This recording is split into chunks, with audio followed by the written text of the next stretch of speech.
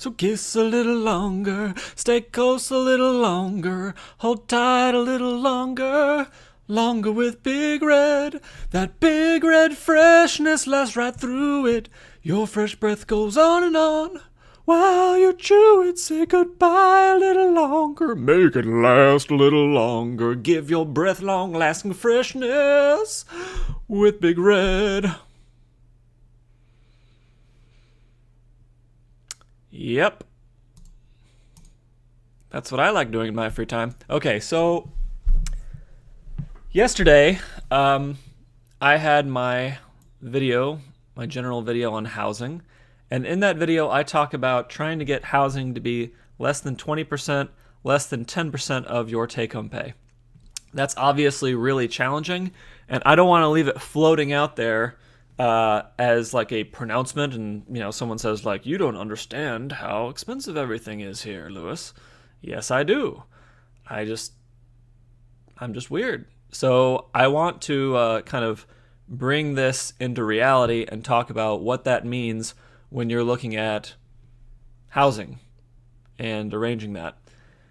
So first thing I want to point out is the $800 that in the $60,000 budget video I talk about being used for housing. That's 23% of the $34.85 take-home pay. So it fits within the 25% guideline that I gave on housing. So point is, it's consistent. Second thing I want to point out is that San Jose's unemployment rate right now is 3.7%. Doesn't get much better than that. The money is here in the Bay Area right now, and so you're going to be able to move up from 60K if you start looking around at opportunities and studying it and putting effort towards it. All right, so what is 10% of 3045? Well, that's going to be, say, 348. Be generous, say 350. Back when I, was first in the Bay Area, this was when I was still in college. This is me in an Eichler home, and I was sleeping on the floor of one of the bedrooms for about $326 a month. And that's because I responded to a Craigslist ad that was asking for more like $500, and then I negotiated with the owner of the home to find her a second roommate, and then together we would pay like $650, and then $650 divided by 2. I guess maybe that's $325. I don't remember. $326 is the number in my mind, but it was definitely like really, really close to this, and so yeah, that was a really cheap housing situation. I had to get an air mattress for the floor. Definitely living out of a suitcase, but I was watching Naruto on a laptop, and that was pretty awesome. The other thing about these situations is that a lot of times the homeowner just includes electricity, just includes internet, and that saves you even more money. So if I hadn't spoken up, I wouldn't be paying $300 something when I, was working essentially for minimum wage in a science lab that summer. So yeah, you can make it work. I've done it before. Definitely it's difficult. And I want to point out kind of where a lot of people get stuck. If you look on Craigslist and you sort by, price, a lot of these cheaper prices are going to be weekly rooms. So, of course, it's a fake price because that's like the price divided by 4. But some of them are going to be legit. And some of those legit ones, $300 poly female roommate, like when you have an ad like this and the person says in the ad, I'm not interested in sex, the fact that you have to say I'm not interested in sex means it's weird. So I'm not talking about these ads. These are weird. They've been there for years. There's always some misguided person posting something like that. $300 looking for a male roommate to share a small studio, but because the studio is very small, we have to share a bed. We have to share a bed. Can't just get a bunk bed. That's impossible. So yeah, these exist, and no, we're not going to pursue them because they're ridiculous. But what that's communicating to us is that these opportunities are not going to fall into our lap. If you want really cheap housing and you want to try to get within that 10% number, you're going to need to construct a situation for yourself. You're going to need to network with people. You're going to need to find, unusual living situations, and it's temporary until you can get your income up from 60K and you can begin to pay a little more money for things. Two things I want to point out is that when you are trying to achieve this level of housing, pets absolutely kill you. Like, I love animals. I've got 2 cats. When I was first starting out, if I had had a cat or 2 cats or a dog, it would have seriously harmed my ability to get cheap housing. So, a cat is $10 from a shelter or free from a shelter. But if the cat is causing you to spend $500 more a month on housing because now you can no longer, easily get any of these cheaper situations, your cat has now turned into a $6,000 a year cat. And again, I love cats, but there are certain times in life when you need that $6,000 extra a year, and you have to consider that before you adopt a pet. I think that in that situation, volunteering at shelters is a wonderful opportunity because you get to spend time with animals, help animals, but you don't have to pay the tremendous opportunity cost in housing that they represent in the Bay Area. Embrace bunk bed situations. And the other thing is that stuff also absolutely kills your ability to pursue these more affordable housing situations, because when you need more room to hold your stuff, now you're paying more in rent, which essentially means that everything that you buy has its own ongoing housing tax in order to keep that item. And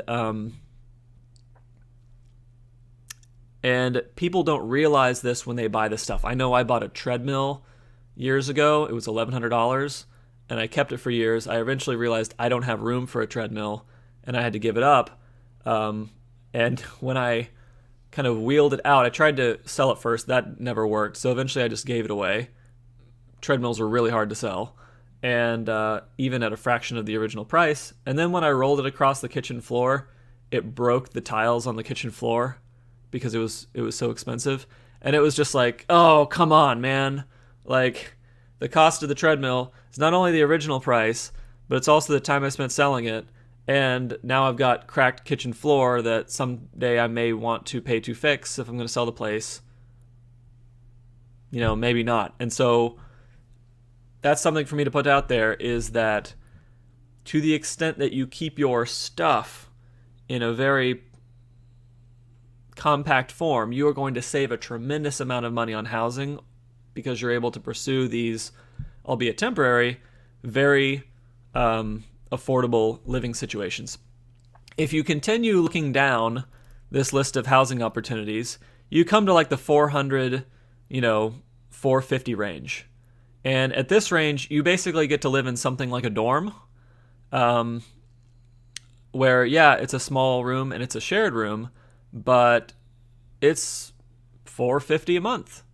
I think there's one that's $425, $480. And when you're talking about, I think it was $450, that's only 13%. And 13% isn't below 10, but it's definitely below 20.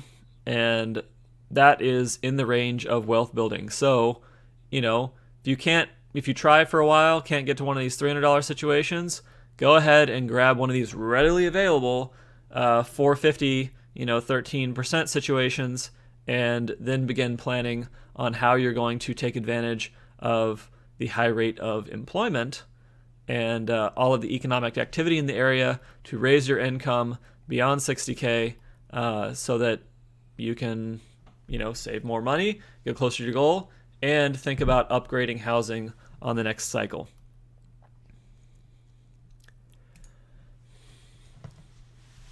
Okay, so I've discussed most of the stuff on this list.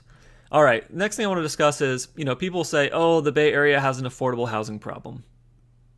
And I think that I would argue against that. The Bay Area doesn't have so much as an affordable housing problem as an attitude problem. The Bay Area has lots of money. There's, 3.7 unemployment rate. People who are working are not starving. This is not an income problem. The problem, as I see it, is that people have to work hard to get to these, income levels. I think the median income for the Bay Area is like 77, and the national average is like 50 something, 55. So people have to work hard, and they want to feel like they're getting results from working hard. And so they want to have housing that they feel is commensurate to the effort that they've expended so far. And so they want housing that's similar to other places in the country. But the Bay Area doesn't offer housing, at the 77K income level that is similar to other places in the country. It's much, much worse. So a lot of people aren't willing to downgrade on that. And I think that's the problem. The problem is that it's not that San Jose has housing that's not affordable.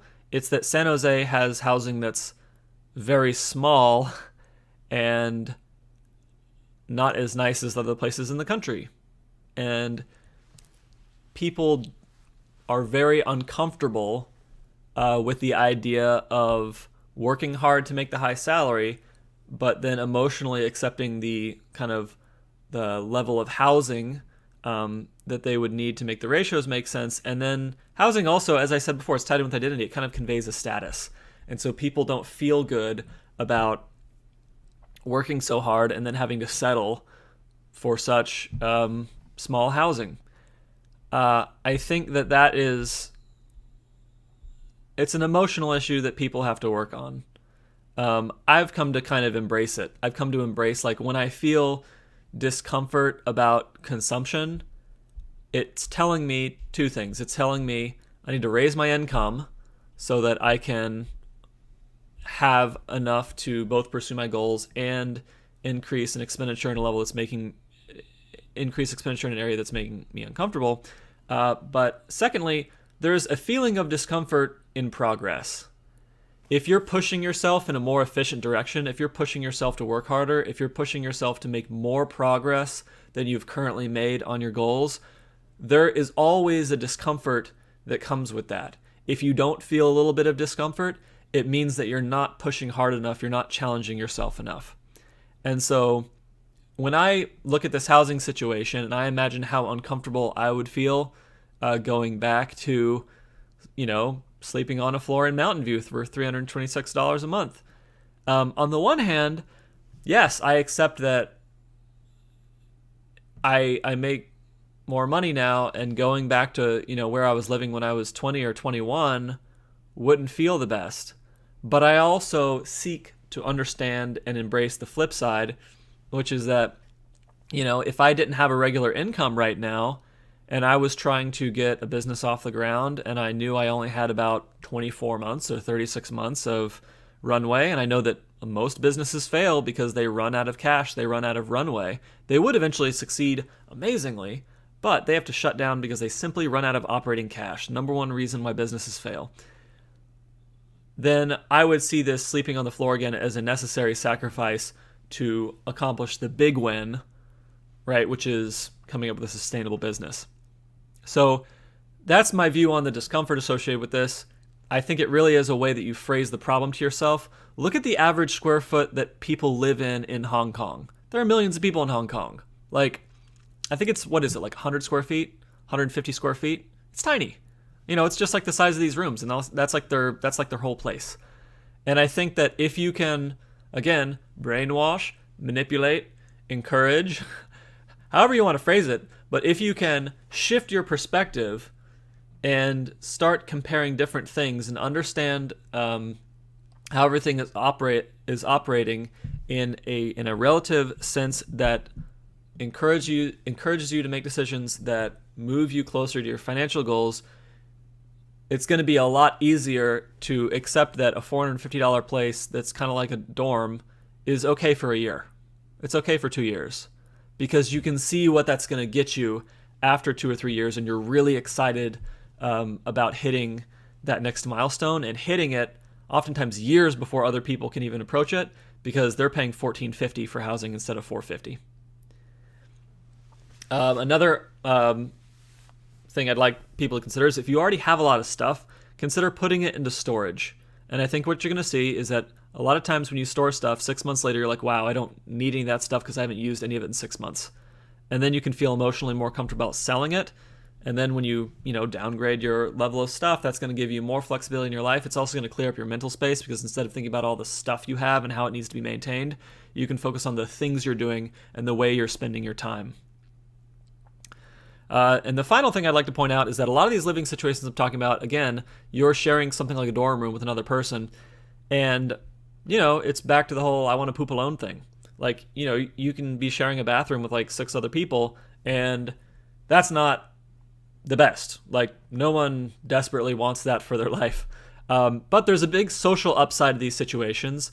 And if you go back and you go to my book video and you read The Triumphs of Experience, The Men of the Harvard Grant Study, okay, again, longitudinal study of a bunch of people, following them over their entire lives. Warm relationships are the key to happiness, and warm relationships are correlated with, guess what? Income. And so these roommate situations, even though they have some logistical inconveniences, they give you an automatic built-in social life. So if you can connect with other people who are also trying to make progress in these areas, and you can share bunk beds and see each other every day and encourage each other every day, then you're going to have more success in all these different areas. And you're also going to cultivate some very productive, very fulfilling relationships for the rest of your life. And that's definitely worth considering and celebrating as part of the benefits of moving in this kind of direction.